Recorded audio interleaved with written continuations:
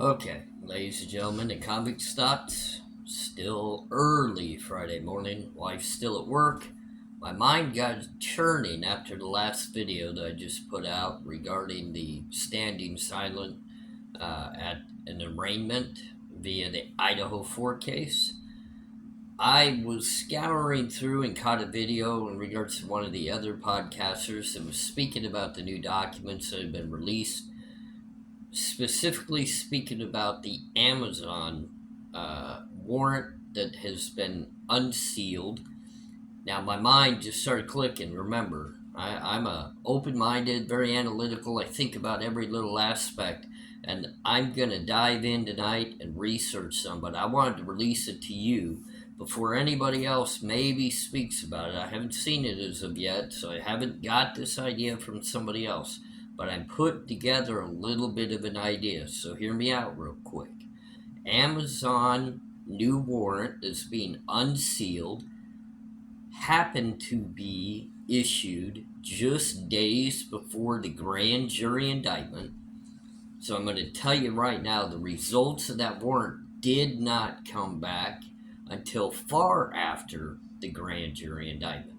Now, what they were looking for were specifics regarding not only the shopping history, but stuff within the shopping cart, the click history.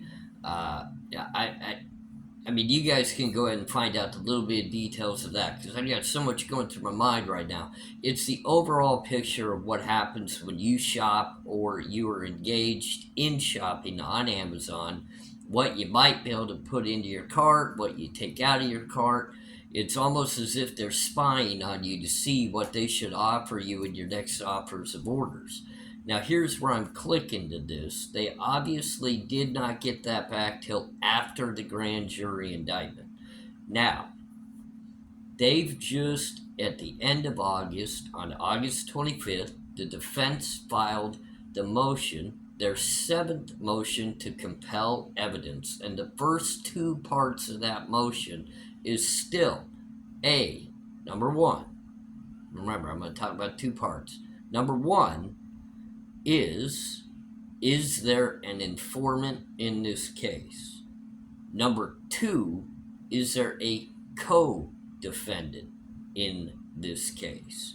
Now, there's many other parts within that motion to compel, but those are the two I'm focusing on right now, ladies and gentlemen, because I believe in my mind what they're looking at, because everything was redacted out of this Amazon search warrant.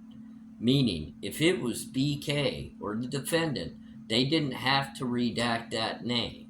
They redacted that name because it's somebody else's name, which leads me back to a March search warrant that was placed to the U.S. Postal Service as well as other delivery services to look for their footage and their film and their deliveries, which makes me believe, is there possibly somebody else they're looking at that was shopping on Amazon and maybe ordered something that was delivered to 1122 King Road that was not the defendant / suspect in this case? Could somebody else have ordered something that could be tied to this case from Amazon that got delivered to the actual home of the crime? Think about that, ladies and gentlemen. There's a lot that's going into this, and I haven't had a chance to dive into the other unsealed warrants as of yet. I'm only just beginning. It just hit me. Just finally came to my plate. So I'm putting it out there to you right now. Tie it together.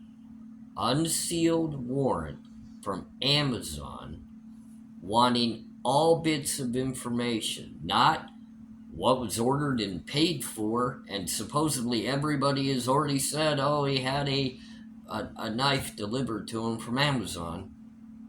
Let's back up a little bit here, guys, because if that had come back, that warrant was way prior to the actual grand jury indictment. This warrant was issued just a couple of days before that grand jury indictment, didn't come back till a month and a half after the indictment.